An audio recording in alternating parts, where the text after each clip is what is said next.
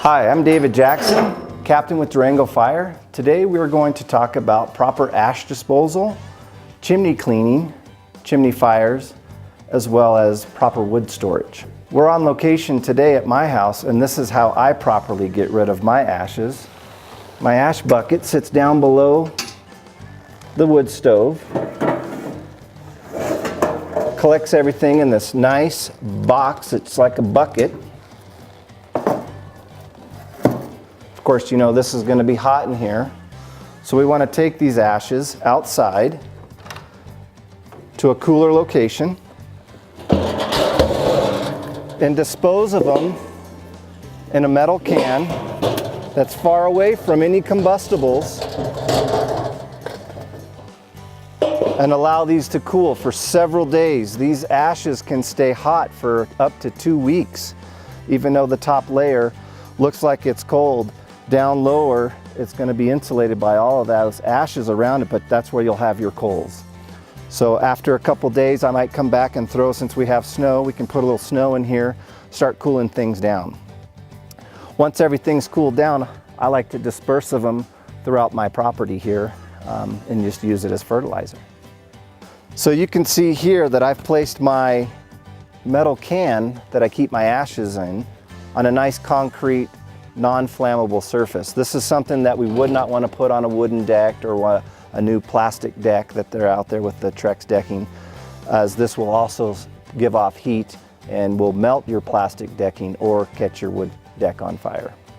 So if you don't have the convenience like I do to have this nice bucket to dispose of your ashes, and you're going to have to shovel your ashes out of your fireplace, you'll want to put those in a metal bucket that then you can transfer to a cooler place like we did here outside. So one of the big reasons why we go on structure fires in the wintertime is because of a heat source, whether it be a pellet stove or a wood burning stove, or they have a problem with an electrical heater, so on and so forth.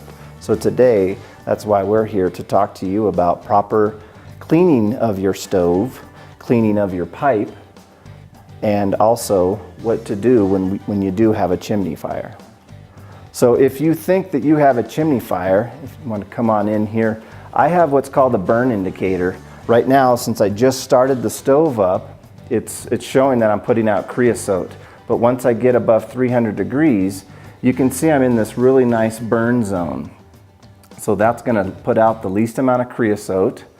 Now if we go up above 550 degrees, it's called overfire. I've seen these actually indicate chimney fire, not necessarily a bad thing, because what's burning off inside the chimney is creosote.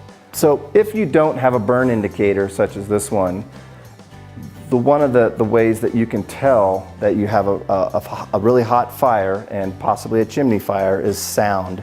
You're going to hear things crackling through the pipe itself, maybe up in the attic space as that attic's heating up. You'll hear some of the wood frame construction in there crackling, not crackling, but it makes pop noises. But also you're going to have a lot of heat here. You're going to have a lot of heat from the stove. You're going to have a lot of heat from the chimney pipe itself. I feel comfortable getting on my roof once a month and taking the cap off and checking to see if my chimney needs to be scrubbed. If it does, I'll scrub it at that point, put the cap back on, and come back down off the roof. If you don't feel comfortable getting on your roof and don't have the proper equipment to do so, we have numerous companies in our community that you can pay to have it professionally inspected as well as cleaned. We like to, at Durango Fire, at least have these cleaned twice in the burn season. Once before you start, and that's a good time to have that inspected, and then about halfway through the burn season to have them come out and go ahead and clean it again. At Durango Fire, we like to see that your wood is stored away from your house, definitely not up against the house or on the deck or even below the deck. At Durango Fire, we're here to serve the community. If you have any questions about what we talked about today, feel free to call us, look at our website, or check us out on social media. And by all means, if you have a fire in your house, call 911.